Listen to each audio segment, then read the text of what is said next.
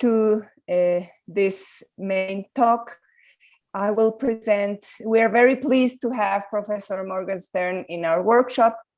Although I'm sure that you all know Professor Morgenstern's work, I will read some of her biography. I'm sorry about the noise, it's my neighbors. Professor Morgenstern majored in English studies and linguistics at École Normale Supérieure Fontenay-Saint-Cloud in France. During and after her PhD at Sorbonne Nouvelle University, she taught at Brown University, Harvard University, Paris Descartes University, Sorbonne Nouvelle University, and École Normale Supérieure de Lyon. She is currently a full professor at Sorbonne Nouvelle University, where she teaches English linguistics, multimodal interaction, and language acquisition. She has been Dean of PhD Studies, co-director of her research laboratory, and director of the Center in English Linguistics. Her research is focused on multimodal and multilinguistic level interaction, language acquisition using ethnographic methods, as well as corpus linguistics. She has supervised over a dozen national and international projects and has managed large databases in collaborations with Christophe Paris. She has published 2 monographs on language acquisition, has co-edited 3 journal issues and 2 volumes, and has published over 150 chapters and journal articles on language acquisition and multimodal analysis in French, English, and French Sign Language. In her current research projects, her aim is to retrace children's pathways into multimodal language acquisition in a scaffolding interactional environment from 0 to 10 years old. She focuses particularly on how children express various aspects and temporal relations before and after they have learned to use the conventional grammatical verbal forms. She also explores the role of each modality in the development of the complexities of tense and aspect in French, English, and French Sign Language, and the coordination of multiple activities during family dinners. She uses a plurisemiotic, multilinguistic level approach and a combination of quantitative and qualitative analysis thanks to complementary coding with different software on data collected in previous finance collective research programs. Welcome, Professor Morgenstern. Thank you very much. And so I will share my screen with you. Okay, it's all good.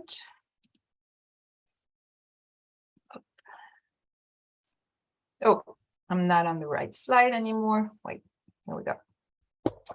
Okay. So thank you very much for your welcoming words. It's really a pleasure and an honor to participate in this conference co-organized by a dear friend, Cecilia, with such a beautiful topic, but it's extremely frustrating not to be able to be with you, not to have been available at all to attend any of the talks. And I really hope there will be a gold mine of publications to read later.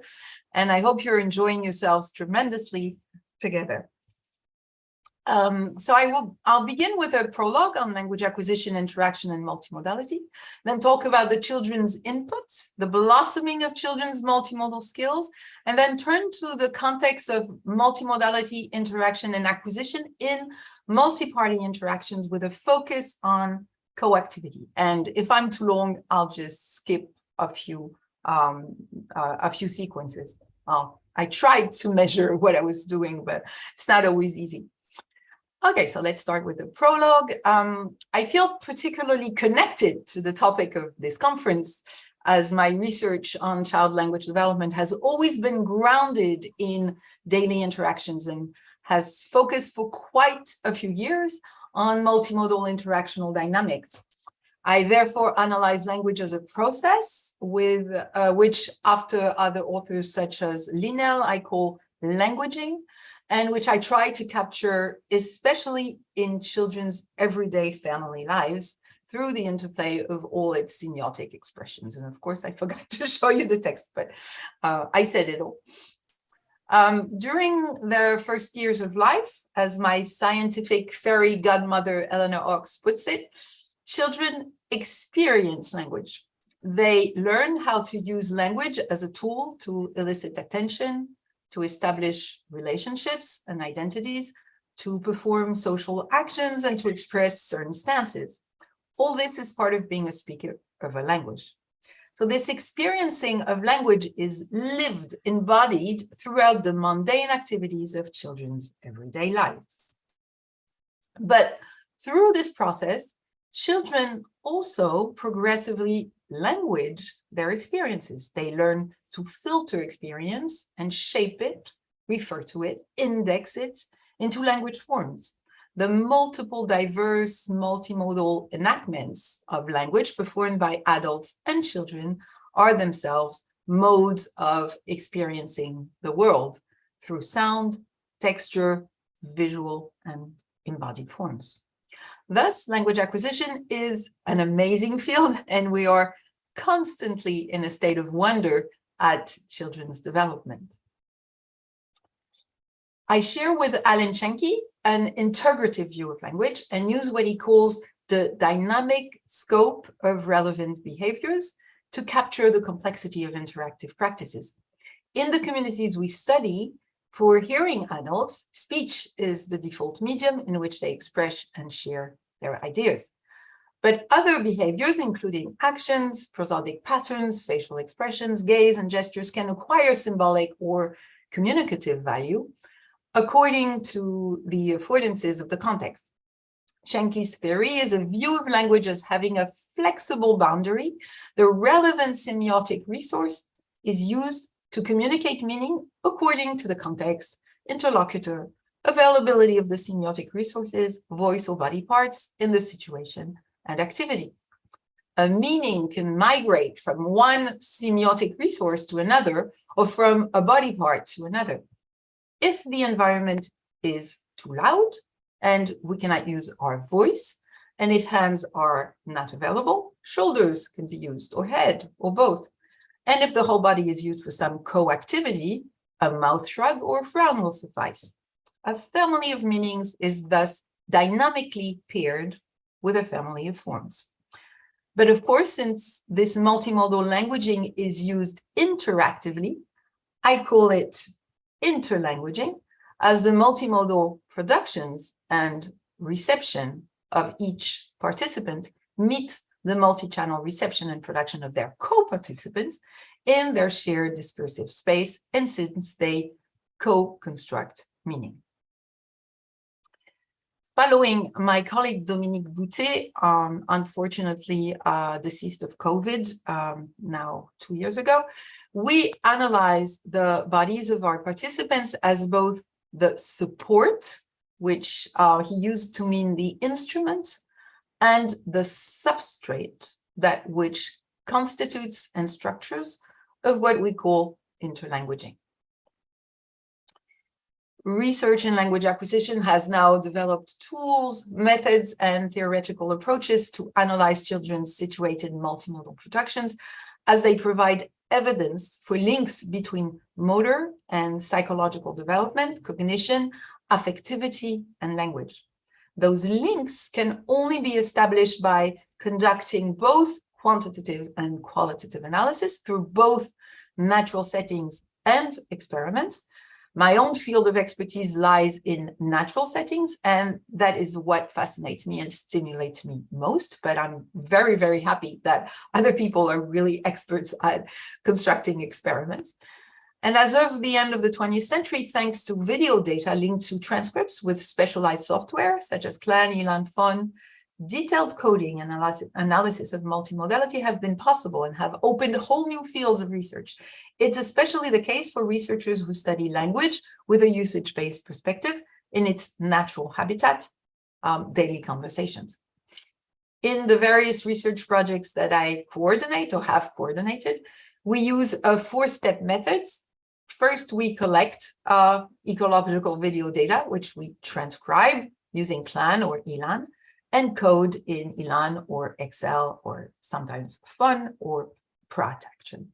And after we do the coding, we can conduct quantitative analysis, but we can also go back to specific extracts and analyze them with Elon for gestures and actions, Pratt for prosody, Fun for phonological content, or simply conduct rich qualitative analysis on collections of video sequences, which I personally like to do best, but it's really nice to work with a community of colleagues who are very good at all kinds of different types of statistical analysis.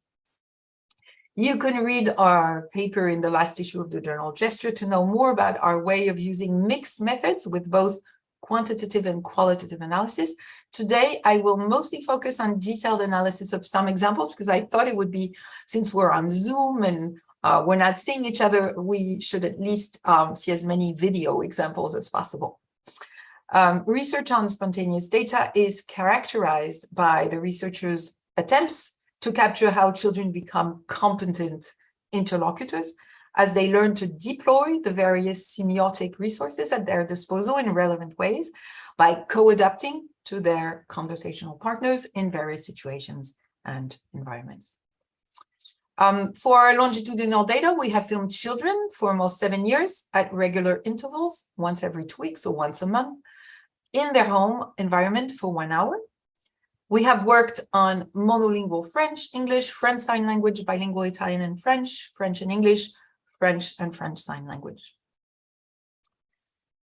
Children's language gradually develops into rich multimodal productions using the variety of semiotic resources at their disposal through constant exposure to the adult input.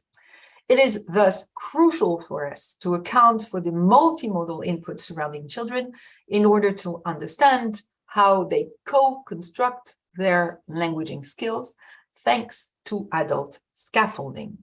Given that parents provide their children with other forms of expressions along with speech, we will refer to child-directed languaging rather than the usual expression child-directed speech to insist on the crucial function of the child's multimodal input. Scholars have wondered for centuries about how children construct meaning. In his reconstruction of his developmental process, Saint Augustine, back in the 5th century, stressed the link between surrounding events, adults' actions, gestures, and words in his own acquisition of language. Word learning is facilitated by multimodal cues produced by adults, gazing, pointing, touching, manipulating. Adults provide redundant sensory information and positively affect infants' attention. Here, the mother is using gestural information in order to reinforce the vocal information. Ellie, you finished? That's hello. Good waving. Are you finished?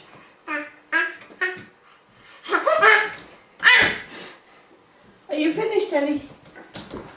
Are you finished? You want to get down? Finished, Mummy. So it went very fast, but I'm going to analyze this sequence by sequence. I forgot to say that Ellie was filmed by her grandmother. So the grandmother is holding the camera. And so that's a really ecological data because there is no outside observer there intruding on the family.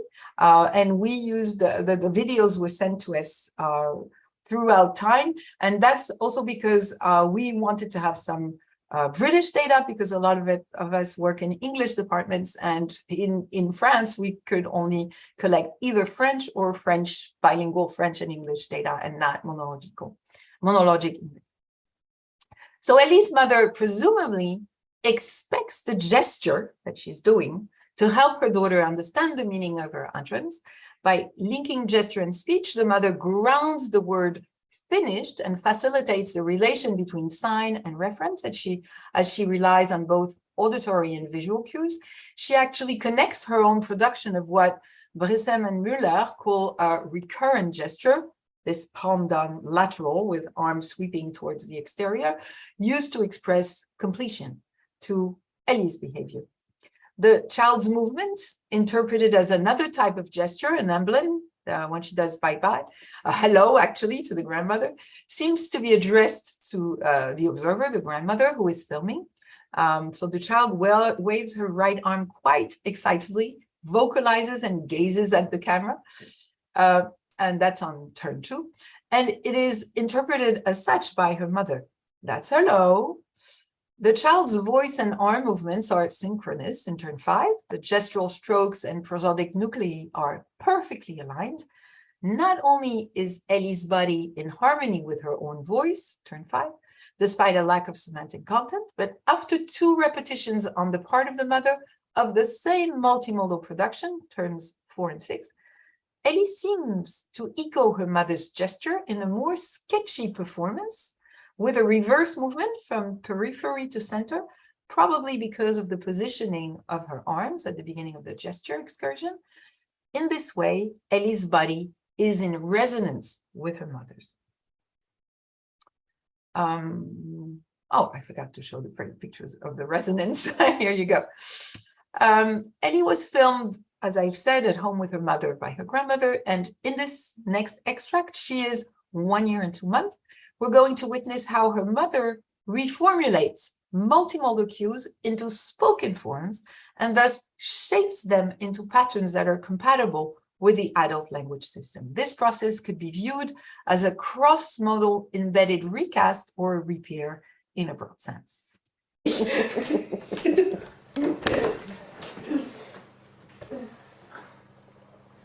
What have you got there? Have you got a tangerine?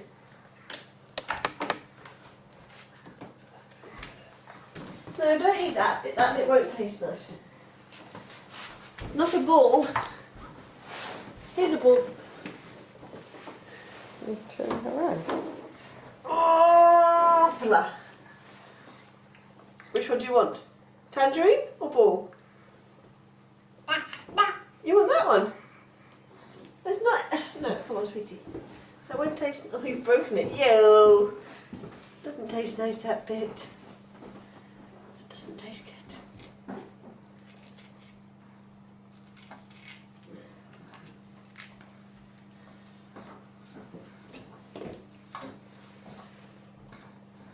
Tangerine.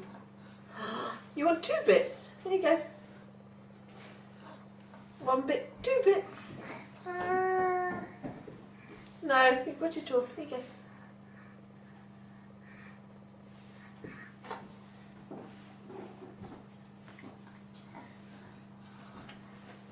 Oh, I see. You didn't like the bit I handed you. You had to pick a bit off the floor. Okay. That's all. Okay, there would be really a lot to say if we made a very, very detailed, thick analysis with that extract, but I'll just point out some details. At the beginning of the video, the mother is closely monitoring the activity of her crawling child as she's sweeping the floor. Despite the framing of the camera on the child, we can observe that the mother stops her movements, directs her gaze and posture towards the child as she speaks to her. The mother's care for the child is incorporated into interaction with the child and takes the shape of questions. The mother is adjusting to her child's status as a novice who does not yet have the skills to answer the question, "What have you got there?" with the name of the object. As soon as the child changes posture, exchange of gaze becomes possible. There is an orientation of the body face-to-face with the mother's. The mother answers her own question and provides the embedded answer in the next question. Have you got a tangerine?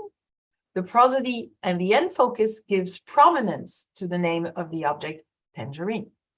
So to summarize this little bit of a sequence, a simple change of posture of the child indicating that she is offering the suitable affordances for face-to-face interaction involving joint attention is incorporated into the interaction and then triggers the new question. And via those 2 questions, the mother is not merely describing what the child is doing, as she's not shaping her verbalization of the child's behavior as an assertion in the 3rd person, such as Ellie has got a tangerine, but she's primarily interacting with her daughter. The verbalization of her activity and the labeling of the object tangerine are embedded in this interactive and rather skillful production. She uses a question in the second person, placing the child as a reversible co-speaker. In this sequence, to use a concept put forward by Sachs, the mother is being an ordinary mother of her own cultural and linguistic community with a 1-year-old by socializing her to specific language practices. For lack of time, let's now focus on a later moment in this short video. The child holds up both arms towards the bowl and the tangerine, one arm towards each object. This behavior is immediately interpreted by the mother as a request, but this request needs to be clarified, and the mother provides the verbal unfolding of the ambivalence by saying, which one do you want, tangerine or bowl? Ellie's mother reacts by clearly using both visual motor and acoustic oral modalities to link the verbal references tangerine and bowl to the objects she's holding and showing. She presents the choice with a slant, maybe indicating a preference for the bowl, which is easier to manage, placed closer to the child and verbally and prosodically focused, thanks to its syntactic position at the end of the question. But in turn 11, the child chooses the tangerine by grasping it and producing the vocalization ada. The mother's verbalization is both a continuation of the interaction and a reformulation of a child's multimodal expression, which incorporates the action and the vocalization ada as a multimodal construction in the dialogue and endows it with a semantic content. The mother is providing an embedded repair as she recycles ada plus gesture into you want that one, with a prosodic emphasis on that. The mother thus continues to react to all her child's modalities of expression. She continues to use the second person, positioning her as a valuable interlocutor, a member of the community of speakers, and is scaffolding the primacy of speech as the most suitable modality for dialogue. Ellie's mother integrates Ellie's every movement and posture in the interaction, which thus becomes multifunctional. This video was an example of the mother's attention to the child's multimodal behavior,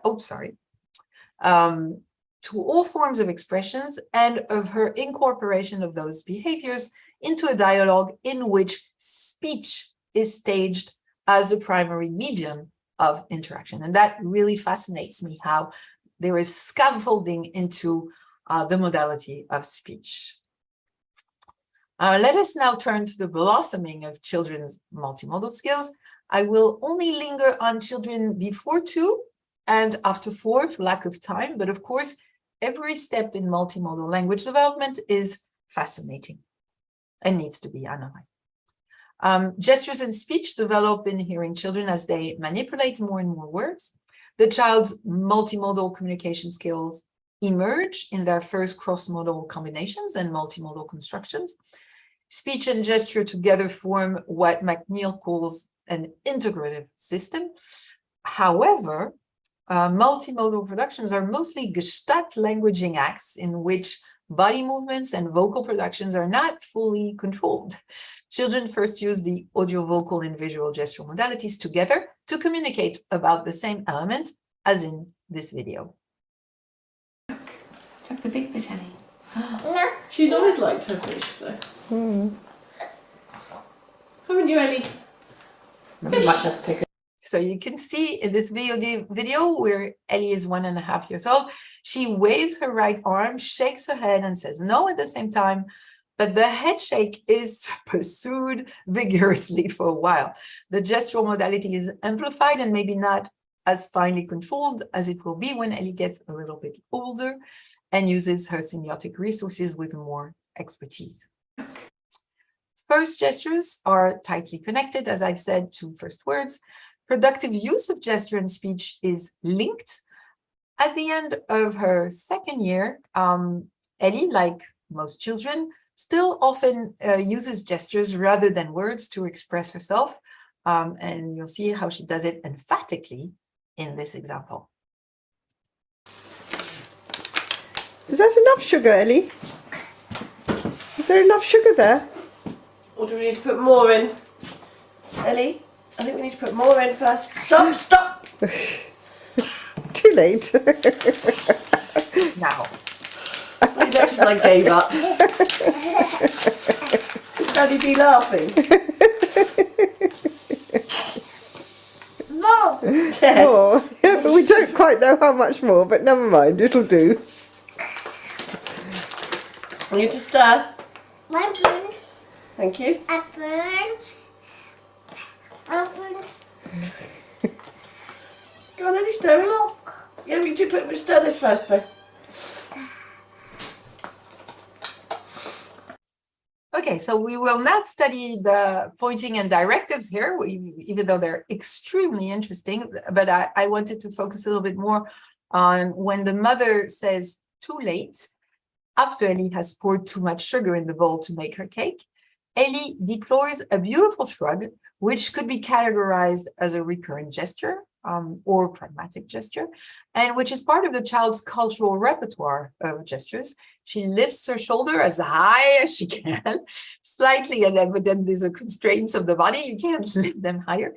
She slightly opens her two arms with a radiant smile on her face. Her grandmother reformulates the same meaning into speech by saying, she just gave up. You see, this epistemic modality is expressed in gesture by Ellie and verbally expressed by the mother and the grandmother. And so if you're interested in shrugs, do not hesitate to read the paper Pauline Beaupoil-Lourdel and myself wrote on shrugs in the latest issue of Gesture, I think. Interestingly enough, children, just like adults, can use either one or several components synchronously or asynchronously.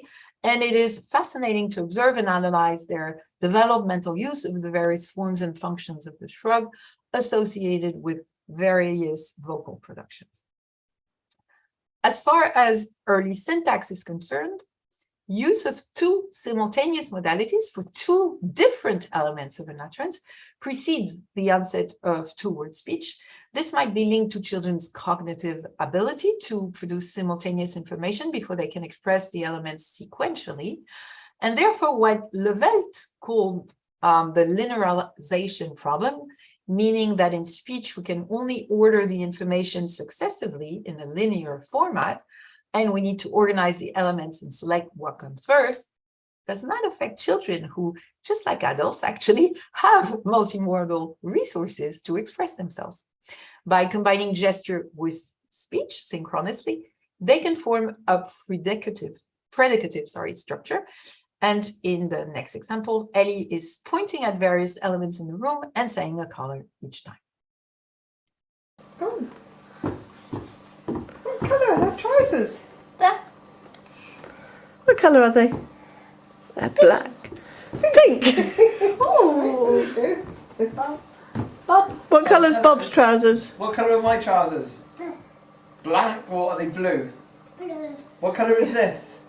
Blue. Oh, I think it might be black. Oh, it's definitely black. No. Blue. The combination of gesture and word in answer to the question what color are Bob's trousers, for example, could be glossed as the trousers are black, a multimodal utterance in which the subject trousers is designated through the gesture and the predication black is expressed with a word. And he expertly creates a multimodal construction with pointing plus word, which is seen, of course, her parents do a lot, especially when reading and labeling pictures, even though she does not yet appear to have mastered the association between color adjectives and the actual color of objects she points at. As the extract illustrates, she says black, but the trousers are actually blue, and so on. Unfortunately, as I've said, I do not have the time to linger on the whole developmental process, and we can, we can come back to that in other places and continue analyzing Ellie and all the children that I have studied development. But I will skip to when the children in my data are 4 years old. The period between 2 and 4 years old is, of course, fascinating, but I wanted to show the beginning and the end of our longitudinal data. So once the multimodal communication system has been mastered, gesture and speech work more subtly together in later childhood. As speech develops, gestures become more and more diverse and elaborate, especially in their relation to speech. Representational gestures tend to appear more and more with verbs and adjectives rather than with nouns. And so I forgot to say that in order for you to understand better, I chose a lot of the sequences with Ellie so that it would be in English and not in French or French and English. But I do have Madeleine at the end. Yeah. No. And then what else did we see? There was a mummy and baby, big black. Meow. No. No. Gorillas. Gorillas. A mummy and a baby gorilla. Yeah. How big was it? They was about this big. Was it tiny? 7 months old baby. Bit bigger than that, maybe. This big. Probably. Did it hold on to its mummy? The mummy held up, and the mummy is this big. Yeah, she was huge, wasn't she? Huge. And what other babies did we see? Interestingly enough, the visual modality is used to represent what cannot be expressed in words as well, the dimension or supposed dimension of a baby gorilla and her mother. In this figure, you see an illustration of how Ellie gestures to demonstrate sizes. As she is co-narrating the story with her mother for her grandmother, she's constantly visually checking with her mother, who is filming at the time, that her gesture is correct. And after her mother and grandmother's comments, Ellie adjusts her gesture. What is interesting is that it seems like Ellie is using the gesture for its symbolic or metaphoric power, whereas the mother and grandmother are taking the gesture as an exact iconic representation of the size. For Ellie, tiny is like this, huge is like this, and it probably not, she has a different system than the mother and grandmother, who see gesture as being representative and iconic, rather than just giving a scale. So that's also very interesting. Then Ellie spreads her arms much wider, and the amplitude of the space between the hands is now accompanied with her arms extending in a V shape and her hands bending wide, indicating the huge size of the mother gorilla. So communication thus remains multimodal in face-to-face interaction throughout the rest of our lifespan. After representational gestures have increased and diversified even more, then beats are used, as well as more metaphorical gestures and abstract didactics. Studies have shown that as of 5 years old, children's motoric skills become more controlled, and thus gesture-speech integration turns out to be more subtle and complex. Children's gestures and speech become more closely aligned and complementary in terms of semantics, syntax, and pragmatics as they produce more complex multimodal utterances. Coletta has shown that multimodal storytelling skills develop together and simultaneously. And once they have mastered the complexity of speech, children can still resort to multiple semiotic resources and conventionalize arbitrary as well as non-arbitrary mappings grounded in their sensory and affective experiences to fully express the various facets of their inner thoughts, their desires, feelings, and to make comments, explanations, or narratives. And so now let's illustrate Madeleine's multimodal skills. So Madeleine is monolingual French, but I tried to subtitle the film at the end of our longitudinal data. As she is about to be 7 years old, the little girl has acquired the skills to show the situation reported in both the vocal modality and the gestural modality. She's now able to, according to Streeck, depict events and discourse.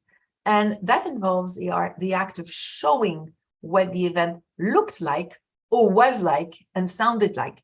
She depicts her mother as she is discovering in her electronic agenda in her phone that she has a professional appointment exactly at the time scheduled for Madeleine's 7th birthday party. Maman, un jour, s'est mise devant son téléphone. Elle s'est dit oh, mince, parce qu'elle avait déjà tout préparé, on avait déjà donné les invitations. Elle s'est dit oh, mince, j'ai un rendez-vous pile à l'heure de ton anniversaire. Oui. En fait, elle a essayé de régler. En fait, c'est son collègue qui vient. Ah, donc elle pourra être là. Oui, parce Ouf. qu'elle était là Non, mais moi je veux voir tes copines, hein. Je veux être là. So I think there would be a really interesting study of Madeleine's reported speech throughout the developmental data. The most striking aspect, or it's not the most striking, one of the striking aspects is her use of gaze to change viewpoints, especially as she looks away from her interlocutor to take on her mother's viewpoints, her mother's role actually. And the alteration in her use of gaze is very consistent in the whole passage. Gaze away from interlocutor, story space. Gaze on addressee, she is the narrator, discourse space. And the change of viewpoint is marked very clearly by a shift in pitch, plus a shift in gauge, plus the embodiment, especially when she says, oh mince, oh my. But Madeleine is also able to take on two perspectives at once. She can continue to direct reported speech in the story space, but still in the discourse space by gazing at the observer. This is a way for Madeleine to put Martine, the observer, in Madeleine's shoes. So Madeleine becomes her mom, Martine becomes Madeleine. The interlocutor thus plays a role in the reported interaction. Madeleine also uses complex gestures when she says, en fait, elle essayait de régler. Here we go. Essayer de régler, en fait, c'est son collègue qui vient. Okay, so this is a nice circular, rather sophisticated recurrent gesture involving a hand configuration performed with both hands near the head. She also produces complex pitch shift and posture. Non, non, non, mais je veux voir tes copines. I think it's here. Non, mais moi je veux voir tes copines, hein. Je veux être là. So at 7 years old, Madeleine has become an expert multimodal communicator who masters the different functions of each modality and who handles multimodal constructions to express both her own perspective and the perspectives she is able to attribute to others. This orchestration of semiotic resources used for interaction develops steadily throughout childhood and into adulthood. Children learn to dissociate the uses and specific functions of each modality and to master the dynamic multimodal communicative system used around them and with them in their daily interactions. But so far, I have shown multimodal language development from a dyadic perspective. You have seen a lot of children simply interacting with their mother and sometimes their grandmother and the observer. But a lot of children are brought up in families and are socialized to language through multi-party interaction. In our new project, we depart from the dyadic model I have illustrated so far by analyzing multi-party interactions through family dinners as a communicative habitat, which forms what Kendall calls an F formation, thanks to a specific kind of body arrangement around the dinner table. The flow of interlanguaging is therefore even more complex as it takes into account the co-constructed meaning in the various and overlapping participatory frameworks created throughout the dinner between participants whose voices and semiotic resources intermingle, coordinate, adjust, forming what Goodwin called cooperative interaction and intertwined semiosis. This is, of course, grounded in a language socialization framework as I work in the field of language development and language transmission. These voices and semiotic resources are orchestrated in time at the level of the moment-to-moment exchanges, but also over time, as the participants are all members of the same family with shared knowledge and experiences, shared practices. So they also adjust to their past experiences of their family's ecosystem, culture, and interlanguaging. And it thus truly embodies Goodwin's powerful concept of cooperative interaction and intertwined symbiosis. We thus present a multimodal approach to multi-party interactions through the analysis of French family dinners, in which child and adult participants are engaged in the multiple activities involved in eating and interacting. So where we use multimodality to refer to the variety of semiotic resources, gesture, speech, facial expressions, gaze, used in interlanguaging. But you'll also see that actions, and especially the dining actions, are extremely important. And what's also interesting for us is that we're comparing families who are signers and families who are speakers and multimodal or multimodal languages. And so, of course, the different body segments are involved in the dining and the languaging. The families we have started studying out of our pilot study consist of 2 adults and 2 to 3 children. For this study, we recorded 16 dinners in 8 middle-class families living in Paris with children between 3 and 16 years old. And we've worked on this data with Tammy Kremler-Sadlik, who has been the project manager of Elena Ochs' American Family Dinner Project. We are now in the process of recording 20 French-speaking families and 20 signing French families with target children aged 3 to 6 and 6 to 10. So we start with qualitative microanalysis to select the features to focus on. Through family dinners, language practices can be analyzed in the framework of multi-activity. We focus on the finely tuned coordination and in-situ organization of the joint activities of conversing and dining that fully engage the same body components. We thus analyze which participant is using which body parts to language or to dine. And we analyze the participatory frameworks, who speaks to whom about what, and whether languaging is about the here and now or is displaced. We then code all these features in ELAN. And we are testing our collective template on speaking and signing families. We have organized our coding into a specific structure and are building our controlled vocabulary.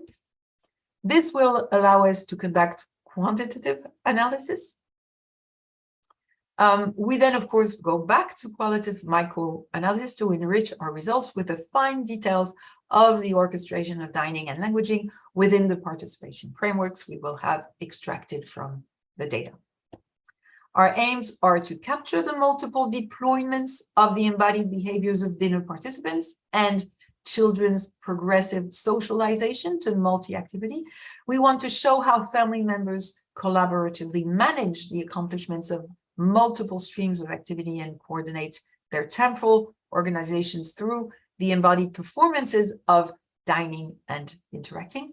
And this will allow us to ground a multimodal, multi-actional, multi-activity approach to interlanguaging. So this is work in progress in the framework of our 4-year program, which has started a little bit over a year ago. Today, I will focus on qualitative microanalysis to illustrate the general framework. We're under the process of getting all the quantitative results. So here's an extract of our pilot corpus. You can see that the little boy has difficulty coordinating eating and speaking. And I'm sorry because the subtitles are really small, but what's interesting or more important is for you to see how the mother is showing him that he's having difficulty managing eating and speaking. Après, vous avez été répartis dans les classes ou Non, mais après, Attends, on comprend rien. après. So, on comprend rien means we don't understand anything because he's chewing and speaking at the same time. And here, you don't need to understand. I did not subtitle. I want you to see how Charlotte, who is on the foreground, the oldest daughter, in this signing family, alternates interacting with her father and eating.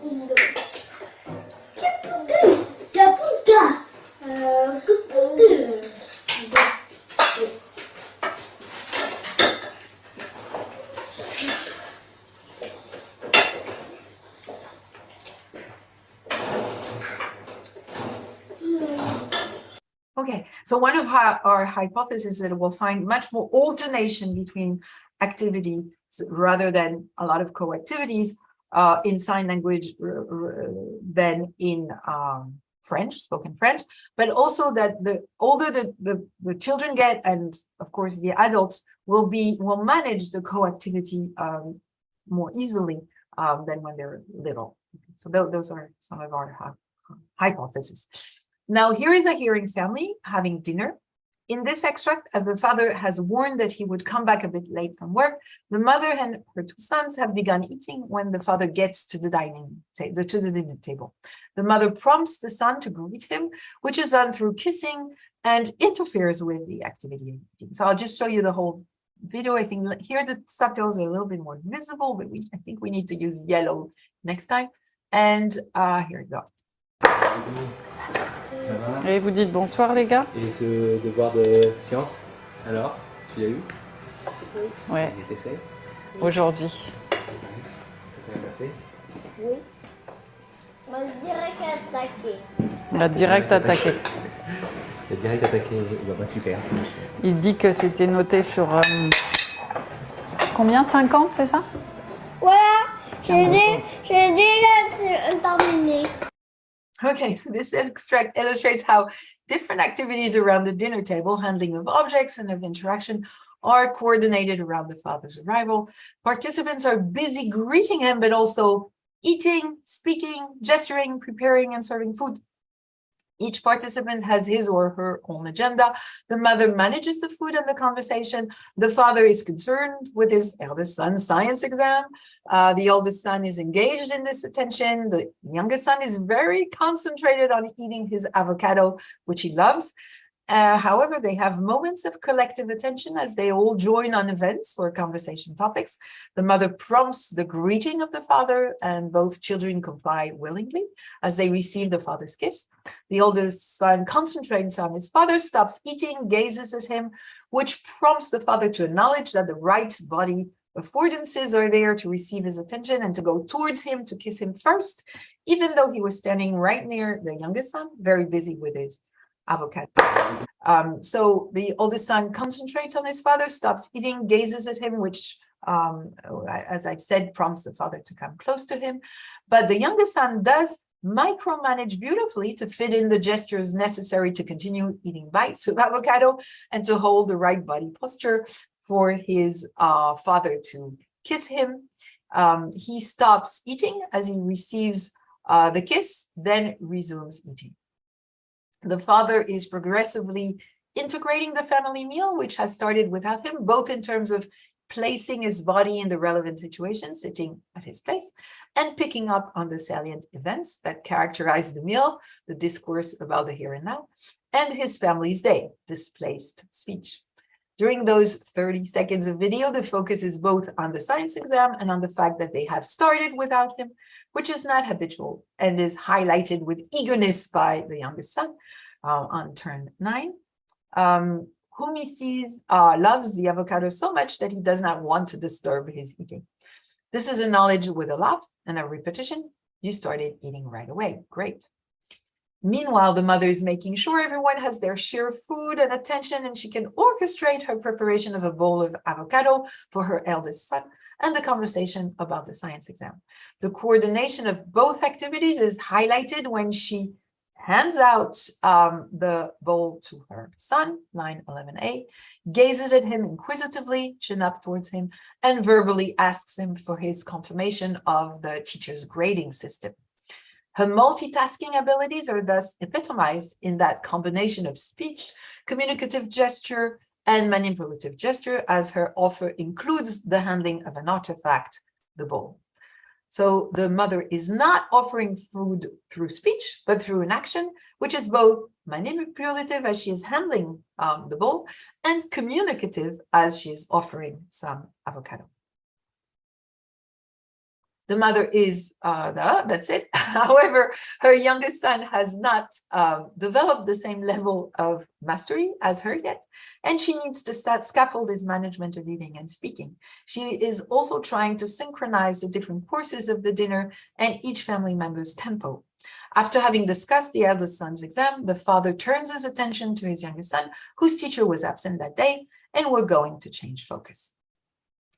S'il te plaît, je peux avoir des cornichons avec du jambon. Ouais, attends, une seconde, regarde. Nous, on n'a même pas mangé l'avocat.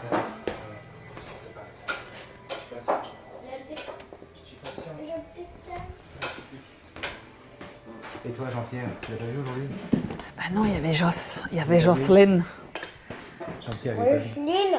C'est Jocelyne toute la journée? Ouais. Non. Ah non, il y avait quelqu'un après? Mais après, vous avez été répartis dans les classes ou Non, mais après, Attends, on comprend rien. après, on est allé dans la cour avec Michel. C'est qui, Michel? Ah, Michel, c'est quand c'est au goûter, ça? Non, C'est au je déjeuner. goûtais Et le déjeuner. et dans la création. Oui. Dans la classe. Mais Okay. I'll stop here, but you see, there's so much to study. Gabriel has devoured his avocado and finished eating his first course, much before the other family members, as I've said. This does not follow the usual code of behavior of commensal French family dinners, as we've described, Tangerine, Streeck, and myself in Papers in Appetite, in which our middle-class families manage to eat each course synchronously as much as possible. When he makes his request for the following dish, his mother finishes a sip of water, puts down her glass, shifts her gaze to Gabriel, highlights the need for synchronicity by saying, "Mouais, attends une seconde, regarde, on n'a même pas mangé l'avocat. Wait a little, look, we haven't even eaten the avocado," and uses a recurrent gesture, palm down with her right arm, in combination to speech, as she gets up to ask him to be patient. The father contributes to the good unfurling of the meal by turning his attention to his youngest son, both addressing his impatience and getting him to speak about his day at school. The activities of eating and conversing are thus coordinated through the collaboration between mother and father. And the youngest son, who has more difficulty shifting swiftly from speaking to eating, is tempted by the cherry tomatoes placed in front of him, takes one, and attempts to eat and communicate simultaneously. He can manage to shake his head with his mouth full at first, but is not successful when speaking. The mother needs to intervene in order to indicate that he cannot use his mouth to chew and speak at the same time, as the content of his message cannot be understood. Wait, we don't understand anything. So management of multi-activity, of utensils, food, actions, gestures, and words is thus quite different according to motor and cognitive development, as well as experience. When his older brother can eat micro spoonfuls and speak, as we've seen in Extract 1, or follow conversations and eat, Gabriel has difficulty being an eater and a conversation participant, or being a speaker and a diner. His father manages much better to handle the various artifacts used during dinner and pours dressing in his avocado, gazing at his son and speaking. The mother seems to be the champion multitasker in the family, as she takes on the role of making sure the multi-activities are not hampering the commensality of the meal, that everyone gets food and drinks. She pours a glass of wine for the father as she is actively participating in the collective narration of Gabriel's school experience, and each segment of her body is expertly engaged in a ballet composed of family members and dinner artifacts, which she choreographs for the whole family. So the multimodal nature of language lead us to investigate how various semiotic systems, such as speech, gesture, posture, facial expressions, and gaze, but also actions and object manipulations, are simultaneously deployed, transmitted, and used in the situated activities combined in family dinners. Our range of semiotic resources are usually categorized as being either verbal, gestural, or actional. But if we try to integrate those behaviors between participants and include the artifacts that are present and handled to enrich our analysis and fully capture interactions in our daily lives, we might need to take each and every one of them into account question the categories we have constructed, we find that participants are simultaneous conversationalists and diners. Food and utensils are fully integrated in the situated script that is deployed. Manipulative gestures can be communicative, as are the offering of food and wine, but also use of napkins, cutlery, glasses, or the actions of getting up from the table, sitting down in a chair, moving towards a participant or the kitchen. There are constraints. Using the mouth to eat and speak is problematic, but there are also possible multi-activities one learns to combine. Chewing can be done synchronously with actively listening and gazing at the speaker. Every move, every part of the body, every object is meaningful. They are deployed in a multitude of skillful variations in the collective coordination of bodies, activities, and artifacts. Thus, children are progressively socialized to the simultaneous roles of speaker and diner. So that was for the family dinner. And as a general conclusion, I will say that children use all the resources provided by their bodies to express themselves when they're brought up in an environment that is favorable to multimodal communication and language development. They construct a shared repertoire of gestures and words or signs with their interlocutors, but they constantly use the multimodal resources at their disposal and progressively enrich the complexity of their production, as the examples from Ellie and Madeleine's longitudinal data have illustrated. More specifically, throughout infancy, children learn the meaning of gestures in multimodal utterances produced around them. Child-directed languaging is very often more emphatically multimodal, as I've shown, than is typical in adult-addressed language. Children are also socialized to the use of gestures through specific routines, songs, and rituals in which gestures are integrated or even focused on. Coordination of gaze, gesture, facial expressions, posture, and speech for communicative or languaging purposes could already be captured in children's early productions in Gestalt multimodal communicative acts. However, this orchestration of semiotic resources used for interaction develops steadily throughout childhood and into adulthood. Children learn to dissociate the uses and specific functions of each modality and to master the dynamic multimodal languaging system used around them and with them in their daily interactions. And I would like to thank you for your attention. I had no back channeling, so I hope I didn't bore you. And thank all the wonderful colleagues and friends who have inspired me.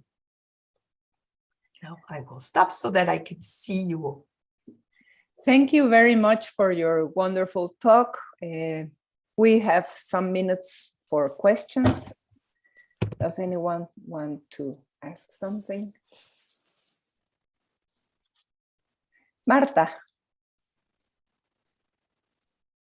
please go ahead. Yes, thank you, Alia. Very informative, visually and substantially. And I have a comment and a question. The comment is, I would like to have all families like the ones you showed, especially Ellie's family, that are so, they can serve as a model for language development facilitation. And unfortunately, that's not the case in many of the contexts that we analyze. My question is more of a methodological type. I understand that this kind of analysis is extremely difficult to perform. And I wonder two things or three. One is, how do you segment the sequences that you analyze? Second, how do you systematize you said you question your categories, but once they are constructed, how do you make them systematic? And the secondary question is, do you observe or do you analyze which modality is prevalent in each age group over others, or is there some general conclusion on that?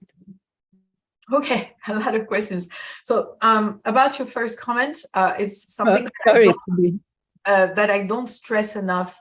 My previous projects and this project are on upper middle class families, and so that's why we don't have the larger range of behaviors that you have in if you study different social classes, and I'm fully aware of that. And I hope it's not only that they're upper middle class families, but they're also weird families, Western families, and because that's what was accessible to us for those projects.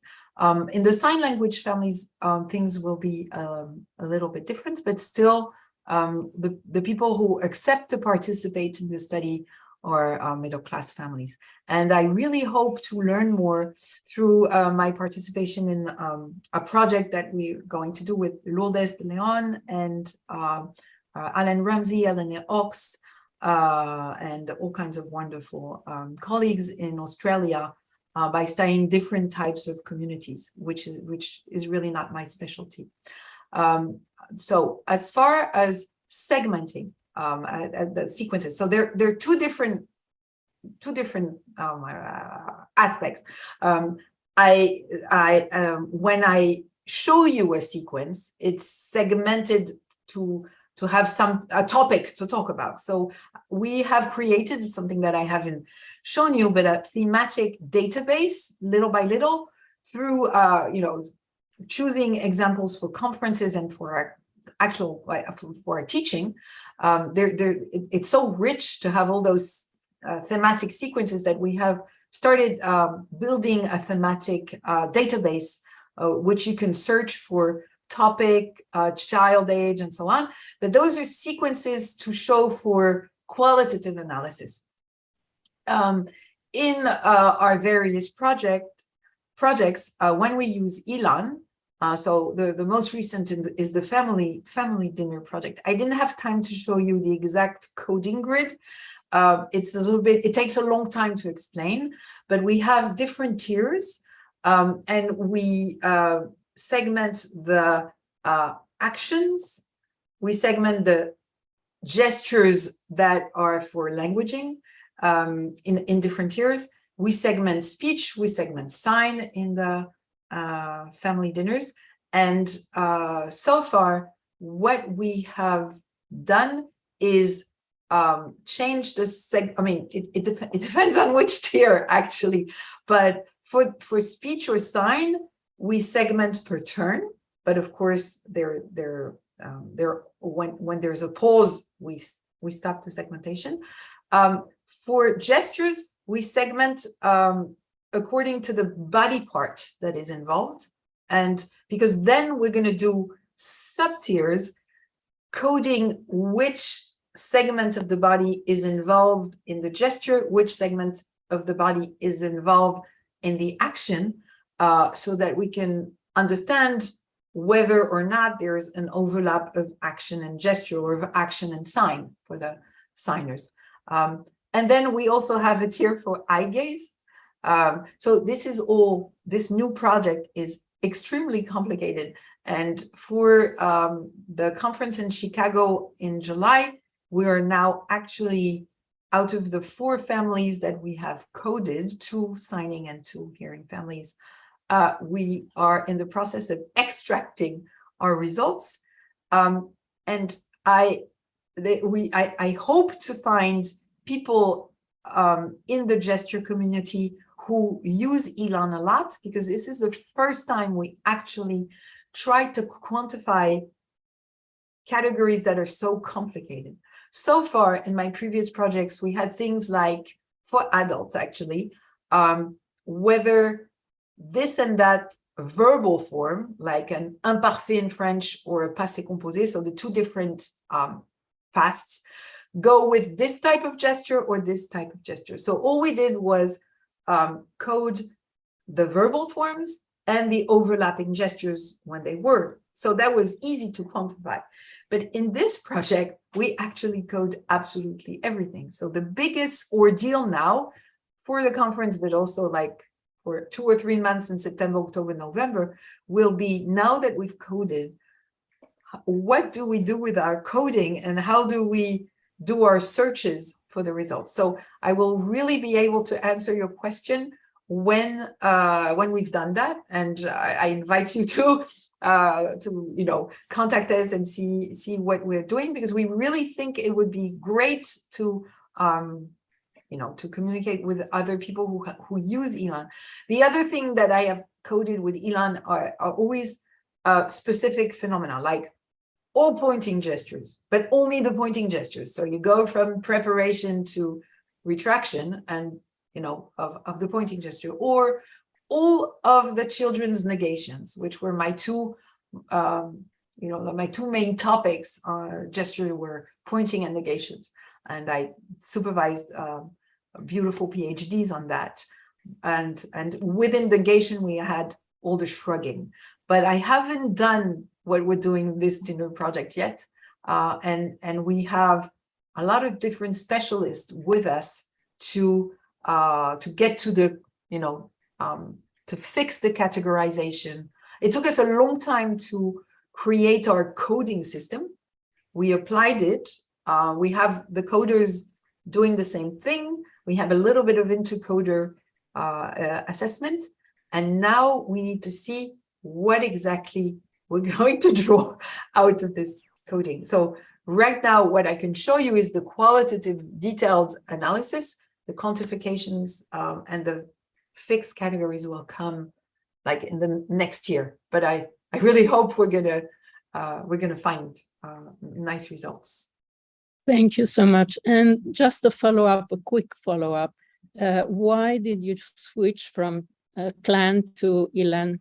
I'm a Clan user, so I don't know what the advantages of Elan would be. Yeah. So in fact, we use both. So it's easier to transcribe speech in Clan. So I have a transcriber who's always worked with me. So she transcribes now. She used to do everything, but now we ask her just for the spoken, like to get the spoken tier in Clan, and then we transfer it to Elan. Why did we choose Elan as the place where we put everything together? It used to be Excel, actually. We used to have transcriptions and we used to code on Excel. And Christophe Paris, who works with me, is a magician who enabled us to actually click on the Excel lines and see the video, because I cannot stand not to see the video. Which is a new function compared to when I did my PhD, because when I did my PhD, you had to put the camera in front of you and connect it to a TV and watch your video and transcribe on your computer.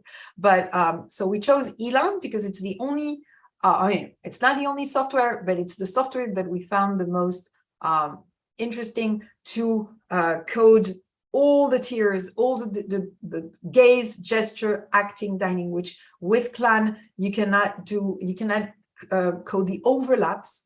And so when you're in a family dinner, you saw that in the sign language and even the speech, you didn't see extracts with overlapping conversations, different participatory frameworks in speech, but in sign you saw that the mother was signing with her youngest daughter while the father was signing with his oldest daughter. And so the only way to capture that and to have all the dining activities for us, that was that had the right affordances was Elan. But Elan is quite complex to use for the searches, and so that's what we're now doing. I'm really looking for a research group who's very efficient at using Elan. I'm very excited about having Marianne Goldberg as our discussant in Chicago, so that we can discuss those searches that we're doing. But Christophe Paris is really our wizard for that, with Stéphanie Caët, my ex-PhD student, and we really hope to get as many results as possible. But we can still search for verbal forms and their quantities and use all the functions of Clan, and if we can also create gesture lines, because you can go from Clan to Elan and from Elan to Clan. So and to Prat for prosody, and to Fun, if we have anybody who wants to work on phonology in our project.